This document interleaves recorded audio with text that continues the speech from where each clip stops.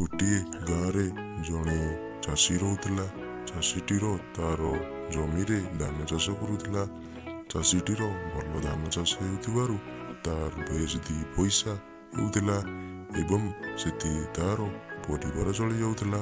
କିନ୍ତୁ ତାର ଦୁର୍ଭାଗ୍ୟର ଦିନ ଚାଲି ଆସିଲା। ତାର ଜମିରୁ ସବୁଦିନ କେହି ଧାନ ଖାଇ ଯାଉଥିଲା।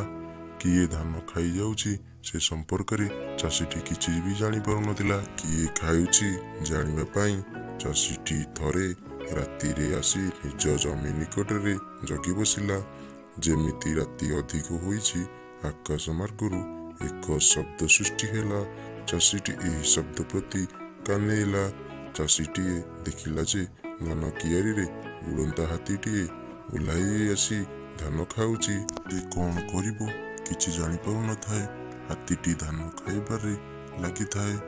ଚାଷୀଟିଏ ଛପି ଛପି ଯାଇ ହାତୀର ଲାଞ୍ଜଟିକୁ ଧରି ପକାଇଲା। ଚାଷୀ ତାର ଲାଞ୍ଜକୁ ଧରିଥିବା କଥା ହାତୀଟି କିନ୍ତୁ କିଛି ଜାଣିପାରିନଥିଲା। ହାତୀ ଧାନ ଖାଇସାରି ପୁଣି ଆକାଶ ମାର୍ଗକୁ ଚାଲିଗଲା। ଚାଷୀଟି ହାତୀଠାରୁ ଆଉ ଧନ ଆଣିବା ପାଇଁ ମନେ ମନେ ଚିନ୍ତା କଲା। ଏହି ସମୟରେ ଗାଁ ଲୋକଙ୍କୁ ସେମାନଙ୍କୁ ମଧ୍ୟ ଉଡ଼ନ୍ତା ହାତୀ ଦେଖାଇ ଦେବାକୁ କହିଲା।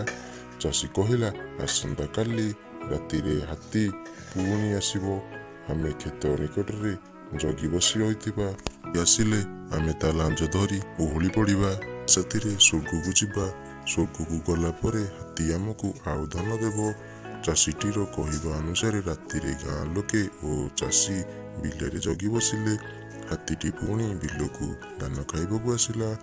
ହାତୀ ଧାନ ଖାଇ ଉଡ଼ିଯିବାକୁ ହେଉଥିଲା ବେଳେ ଚାଷୀଟି ଦୌଡ଼ି ଦୌଡ଼ି ଯାଇ ହାତୀର ଲାଞ୍ଜକୁ ଧରି ପକାଇଲା। ଏହାପରେ ଗାଁ ଲୋକମାନେ ବିକଳ ହୋଇ ପଡ଼ିଲେ ସ୍ୱର୍ଗକୁ ଯିବା ପାଇଁ। ସେମାନଙ୍କ ମଧ୍ୟରୁ ଜଣେ ହାତୀ ଲାଞ୍ଜ ଧରି ଓହଳି ରହିଥିବା ଚାଷୀର ଗୋଡ଼କୁ ଧରି ପକାଇଲା। ଆଉ ଜଣେ ତାର ଗୋଡ଼କୁ ଧରିଲା। ଏମିତି ଧରାଧରି ହୋଇ ଆକାଶ ମାର୍ଗକୁ ଉଡ଼ିଲେ। ହାତୀଟିଏ ସ୍ୱର୍ଗ ପାଖାପାଖି ହୋଇଥାଏ। ସ୍ୱର୍ଗ ଆଉ ଅଳ୍ପ ବାଟ ଥାଏ। ଜଣେ ଲୋକ ଚାଷୀକୁ କହିଲା, ଆମେ ସ୍ୱର୍ଗକୁ ଗଲା ପରେ ହାତୀଠୁ କେତେ ଆଣିବା?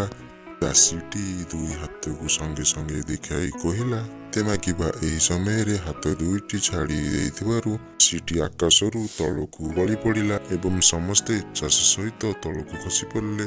ଚାଷୀ ଓ ଗାଁ ଲୋକ ଅଧିକ ଲୋଭ କରିବାରୁ ତାର ଫଳ ପାଇଲେ।